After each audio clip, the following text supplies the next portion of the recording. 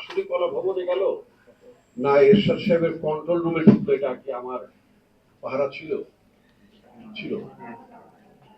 তো অনেক বাক্সই কন্ট্রোল রুমে চলে গেল, আর অনেক বাক্স আবার শাহবাগের কন্ট্রোল রুম থেকে কলা ভবনে আসলো। ওই সবই তো পুলিশের প্রহরায়, আমাদের প্রহরায় না, আমাদের তত্ত্বাবধানে না। তো ভোট হলো, ভোটের ফলাফল যা হওয়ার, হোসেন মোহাম্মদ এরশাদ যেভাবে ভোট চেয়েছিলেন, ফলাফলটা চেয়েছিলেন, ফলাফলটা তাই হলো। অর্থাৎ আমরা পরাজিত হলাম এবং আমাদের বিপরীত প্যানেল যেটা ছিল আপনার ছাত্র সংগ্রাম পরিষদ, আওয়ামী লীগের ছাত্র সংগঠন, অন্য সব মিলে তারা জয়যুক্ত হলেন। আমরা সবাই ভোটের গড় মার্জিনে হারলাম ফলাফল অনুযায়ী। আমরা যদি সেদিন ভোটের বাক্স পাহারা দিতে পারতাম, আমাদের অনেক ছেলে ফলাফল দিয়ে কান্নাকাটি। পরবর্তী নির্বাচনে আবার জাতীয়তাবাদী ছাত্রদল সিঙ্গেল দল হিসেবে আমরা সমস্ত হলের সমস্ত সব গ্রুপ মেজরিটি নিয়ে আমরা পাস করলাম। নির্বাচনী বাক্স পাহারা দেওয়ার একটা ব্যাপার আছে, এটা অভিজ্ঞতা থেকে বলে। এখন যখন গতবার যখন ডাকসু নির্বাচনের ব্যাপার হল, তখন বললাম যে আমরা যেভাবে শেয়ারের হামলার মধ্যে পড়েছিলাম, তোমাদের বিষয়গুলো নজর রাখতে হবে, তা নাহলে কখনই পাশ করা যাবে না। শুধু নির্বাচন ব্যবস্থা অনেকগুলো ধারণা করতে অনেকগুলো ভালো ধারণা আছে, কিন্তু এগুলো উনি যেটা বললেন, পবিত্র কোরআন শরীফে অনেক ভালো কথা আছে, নির্দেশনা আছে, উপদেশ আছে। পবিত্র কোরআনে বলেছেন আল্লাহ যে তোমরা রুকুকারীদের সাথে সালাত আদায় করো, এই তো বলা আছে নাকি? কিন্তু আপনি নাভির উপরে হাত বাঁধবেন, কানের উপরে মানে আল্লাহু আকবার বলার সময় কানের উপর হাত দেবেন, এগুলি কোরআন শরীফে আছে? আপনি যে মানে হাঁটুর কাছে যে মাথা মতো করে সুবহান রাব্বিল আযীম বলবেন, এটা কি কোরআন শরীফে আছে? অর্থাৎ উনি যেটা বলেন যে অনুসরণের বিষয়গুলো, এগুলো তো আমাদের হাদিস এবং আমার আল্লাহ রাসূল সাল্লাল্লাহু আলাইহি ওয়াসাল্লাম তিনি যেভাবে নির্দেশনা দিয়েছেন, তিনি যেভাবে বলে দিয়েছেন, সেভাবে আমরা প্র্যাকটিস করি। তাহলে পরামর্শ, টিচিংস হচ্ছে খালি ওনার ভাষা যদি আমি বুঝে থাকি, আর প্র্যাকটিসটা হচ্ছে হাদিস এবং আল্লাহ রাসূল সাল্লাল্লাহু আলাইহি ওয়াসাল্লাম যা বলেছেন সেগুলো। তো যাই হোক, রাজনীতিতে আমরা তো অনেক ভালো ভালো কথা বলি, কিন্তু ক্ষমতা জনসমুক্ত কাজ করি প্রায়। তো সেই জন্য তো একটা মানে আপনার গণঅভ্যুত্থান হয়ে গেল। এখন দেখবেন আমাদের ছাত্ররা প্রায় একটা কথা বলে যে রাজনৈতিক দলগুলো যদি আন্দোলনে সফল হতো, তাহলে 16 বছরের কি বলে হাসিনা সরকার ঠিক করে কিভাবে আমাদের নেতৃত্বে মানে সরকার কথা সত্য। কিন্তু 16 বছর যদি আমার ছাত্রও যদি আন্দোলন রাজনৈতিক দলগুলোর সাথে মাঠে থাকতো, তারা 16 বছর থাকেন নাই কেন? 16 বছর যদি তারাও যদি রাজনৈতিক দলের সাথে থাকতেন, আন্দোলনে নামতেন, মাঠে থাকতেন, তো সরকার মতন আরো আগে হয়ে যেতে পারত। কিন্তু ছাত্র যখন নেমেছে, তখন কিন্তু সমস্ত রাজনৈতিক দলও তাদের সাথে মাঠে ছিল, সবাই ছিল, মা বোন কে না ছিল, শিশুরা প্রাণ দিয়েছে, শ্রমিকরা প্রাণ দিয়েছে। আমি যে বিশ্ববিদ্যালয়ে পড়তাম, ঢাকা বিশ্ববিদ্যালয়ে, সেই বিশ্ববিদ্যালয়ে একটা ছাত্র কিন্তু বিগত যে 36 দিনের যে আন্দোলন, সেই 36 দিন আন্দোলন ঢাকা বিশ্ববিদ্যালয়ে একটি ছাত্র কিন্তু শহীদ হওয়ার দুর্ভাগ্য হয়নি তাদের। এটা হচ্ছে বাস্তবতা। হুডিরই ছাত্র, মোটা থাকে ছাত্ররা, তারা সরকারি বিশ্ববিদ্যালয়, মেনলি পাবলিক প্রাইভেট বিশ্ববিদ্যালয় like north south, AI AI কি বলে, এআই টুবি বা নানা ধরনের প্রাইভেট বিশ্ববিদ্যালয়, তারা তারা তারা জীবন দিয়েছেন, তারা উঠে দাঁড়িয়েছেন। যাত্রাবাড়িতে কারা করেছেন? ছাত্র মাদ্রাসা ছাত্র করেছেন, সাধারণ রিক্সারা করেছেন। উত্তরে কারা করেছে? ছাত্র করেছে, সাধারণ মানুষ। অর্থাৎ এইটাকে ভাগ করার কোনো বিষয় নাই, গণঅভ্যুত্থানকে ভাগ করার বিষয় নাই। যেটা এটা কি শুধুই বিএনপি করেছে না বামরা করেছে? এটা কি শুধু জামাতরা করেছে না মানে বিএনপি করেছে? ছাত্ররা করেছে না রাজনৈতিক দলগুলো? সবাই মিলে গণঅভ্যুত্থানের মানে কিন্তু গণঅভ্যুত্থান, সবার অংশগ্রহণ না হলে কখনো গণঅভ্যুত্থান হয়নি। তো গণঅভ্যুত্থানে সবার অংশগ্রহণ হয়েছে, মা বোন শ্রমিক কৃষক সবার অংশগ্রহণ ছিল। কিন্তু এটাকে আমরা বিভক্ত করব।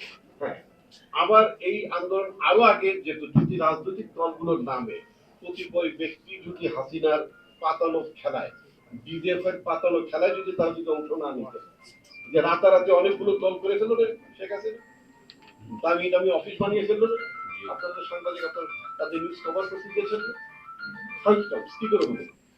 তারা যদি আবার সরকারের প্রলোভনে এবং গোয়েন্দা সংস্থার প্রলোভনে না পড়তেন, দালালিতে যদি না নামতেন, তাহলে আন্দোলন আরো সফল হতে পারত।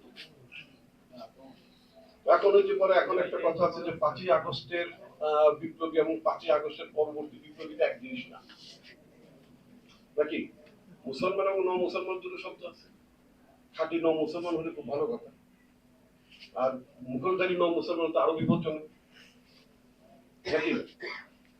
তো এখন কথা হচ্ছে যে আন্দোলন সফল করতে হলে, মানে আন্দোলন স্পিরিটটাকে সফল করতে হলে নিঃসন্দেহে আমাদেরকে অনেক দূর যেতে হবে, আমাদেরকে অনেক দূর যেতে হবে। আপনার লেভেল প্লেইং ফিল্ডের কথা কেউ কেউ বলেছেন। সমাজে তো ভালো মানুষের হুজুর থাকে, সবাই থাকে, চোর গুন্ডাও তো থাকে, নাকি? যখন আমি একটা সামাজিক কাজ করবো, চোর গুন্ডা বদমাস রেপার, এটা সবাইকে নিয়ে কি আমি সবাইকে নিয়ে আমি সমাজ সমাজ করবো নাকি? ধর্ষকের তো ধর্ষকের জায়গায় রাখতে হবে, তার জন্য পানিশমেন্টের ব্যবস্থা থাকতে হবে। চোর গুন্ডা বদমাস দুর্বৃত্ত গুলোকে তার পানিশমেন্টের জায়গায় রাখতে হবে। যাদের স্খলন হয়েছে তাদেরকে আলাদা জায়গায় রাখতে হবে। এখন যদি বলি লেভেল প্লেইং ফিল্ডের নামে আমি সবাইকে নিয়ে, সব চোর গুন্ডা বদমাস বাটপাট সবাইকে নিয়ে আমাকে তাদের স্বীকৃতি দিতে হবে, কি করে সম্ভব? সেটা কখনই সম্ভব না। তাদের বিরুদ্ধে পিউনিটিভ মেজার না নিয়ে, শাস্তিমূলক ব্যবস্থা না নিয়ে, তাদেরকে চিহ্নিত না করে তাদের সাথে কি রিকনসিলিয়েশন করবো? দক্ষিণ আফ্রিকায় রিকনসিলিয়েশন হয়েছে, প্রথমত তাদের রিমোর্স ছিল, অনুশোচনা ছিল, তারা সেই বর্ণবাদ ব্যবস্থাটা যে ভালো না, তারা প্রথমত তারা ডিফিটেড, পরাজিত হয়েছে। পরাজিত হওয়ার পরে যারা যারা যারা জিতেছেন, অর্থাৎ যদি নেলসন ম্যান্ডেলার কথা যদি বলি, তারা হয়তো সেখানে প্রতিশোধাত্মক ব্যবস্থা নেননি, বিকজ যাদের বিরুদ্ধে ব্যবস্থা তাদের মধ্যে রিমোর্স ছিল। কিন্তু তারা তো চট করে এসে আমাদের শাস্তি দিতে চায় না, এখন তো চট করে চলে এসে শাস্তি দিতে চায়। আমি যদি মুক্তিযুদ্ধের সময় বাংলাদেশের প্রধানমন্ত্রী জনাব তাজউদ্দিন সাহেবের ছেলের কথা, তার ছেলে সোহেল তাদের কথা যদি বলি, মানে তার একটা স্টেটমেন্ট ভীষণ আলোচিত হয়েছে। তিনি শেখ হাসিনা সম্পর্কে বলেছেন তার বাবা ওই দলটি করতেন, তার বাবা ওই দলটির সাধারণ সম্পাদক ছিলেন, তার বাবা স্বাধীন বাংলাদেশের কিছুদিন পর্যন্ত প্রধানমন্ত্রী ছিলেন, মুক্তিযুদ্ধের গোটা সময়টি তিনি প্রধানমন্ত্রী ছিলেন আমাদের প্রবাসী সরকার। তিনি বলেছেন জনগণ ঝাঁটা পেটা করে শেখ হাসিনাকে বাংলাদেশে দিয়েছে। শব্দটা কিন্তু কঠিন, ঝাঁটা পেটা করে ক্ষমতা থেকে নামিয়েছে, এবং বলছে কত বড় নির্লজ্জ হলে তিনি বাংলাদেশকে দেশকে 1 মিনিটের জন্য শান্তিতে থাকতে দিতে চান না। আজকে যা কিছু হচ্ছে এটা কার প্ররোচনা? শেখ হাসিনার প্ররোচনা। যেই ব্যক্তি ভারতের সরকারকে এত কিছু দিয়েছেন বলে তিনি নিজে দাবি করেছেন সারা জীবন মনে রাখবেন, সারা জীবনে মনে রাখার সরকারটি, সারা জীবন মনে রাখার সব সরকারটি এখন তাদের সুবিধা পাচ্ছে না। প্রতিদিন সোনার ডিম পেত, সে সোনার ডিম পাড়া বন্ধ হয়ে গেছে, হাঁস জনগণ কেটে ফেলেছে, এটা তো সহ্য করতে পারছে না। ফলে প্রতিনিয়ত বাংলাদেশকে অস্থিতিশীল করার জন্য, বাংলাদেশকে অদানত করার জন্য তাদের একটা চক্রান্ত। সেই চক্রান্ত আমরা ৭৫ সালে পরেও দেখেছি। আমরা দেখেছি তো তখন কাদের সিদ্দিকীকে দিয়ে ওই সীমান্তের ওই পারে টুসটাস করানো হতো। তখন আমরা দেখেছি যে পুলিশ এবং আমাদের তৎকালীন বিডিআর সদস্যরা এই কাদের সিদ্দিকীর এই অপকর্মের কারণে দেশের সার্বভৌমত্বের বিরুদ্ধে কাদের সিদ্দিকীর অবস্থান নিয়েছিলেন। তাদেরকে দিয়ে ভারত সরকার, তাদের আশ্রয়পত্র দিয়ে ভারত সরকার বাংলাদেশকে ডিস্টেবিলাইজ করার চেষ্টা করেছে, শান্তি বাহিনী তৈরি করেছে, পাহাড়ে অশান্তি সৃষ্টি করার চেষ্টা করেছে। সিভিল লাইনে এখনো তাই করছে, কিন্তু ওটা তারা ফেল করছে। 475 পিরিয়ডে তারা ফেল করেছে, কারণ জনগণ যখন ঐক্যবদ্ধ থাকে তখন কোন বিদেশি রাষ্ট্র জনগণকে পদানত করতে পারে না। রাইট নাও এখন বাংলাদেশের জনগণ বর্তমান অন্তর্বর্তীকালীন সরকারের পক্ষে আছে, তার পেছনে আছে। এই সরকার নির্বাচিত না, কিন্তু এটা প্রকারান্ত সরকার জনগণের সরকার।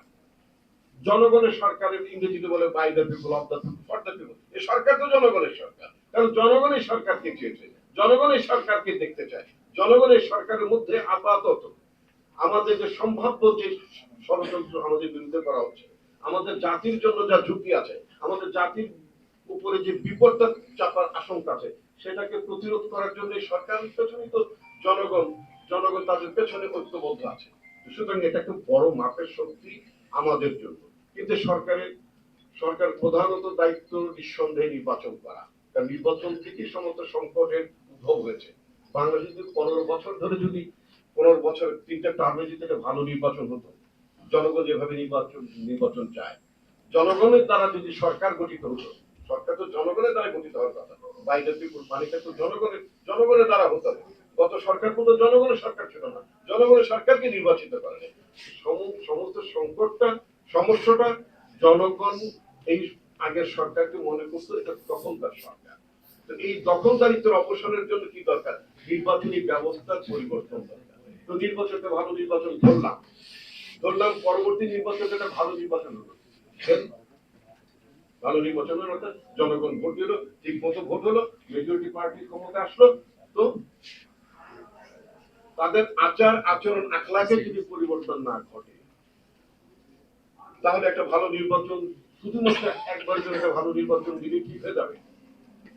আমরা তো একটা ভালো নির্বাচন 91-তে করেছিলাম, 96-তে আমাদের একটা ভালো নির্বাচন হয়েছিল, 2001-এও আমাদের একটা ভালো নির্বাচন হয়েছিল।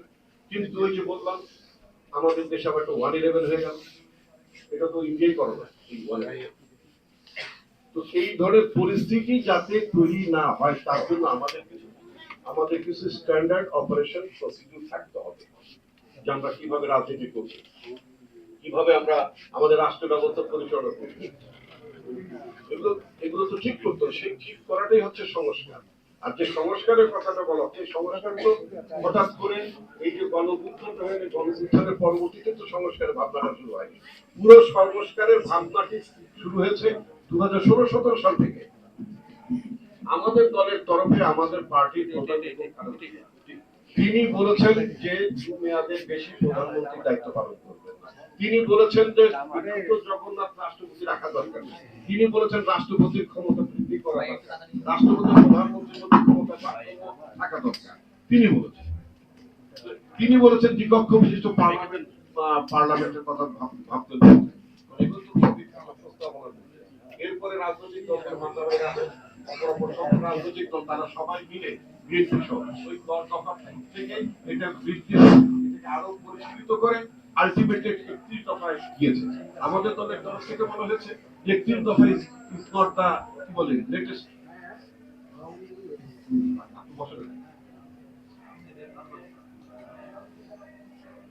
ফিক্স করার জন্য তারিখে আসেনি। ঠিক আছে,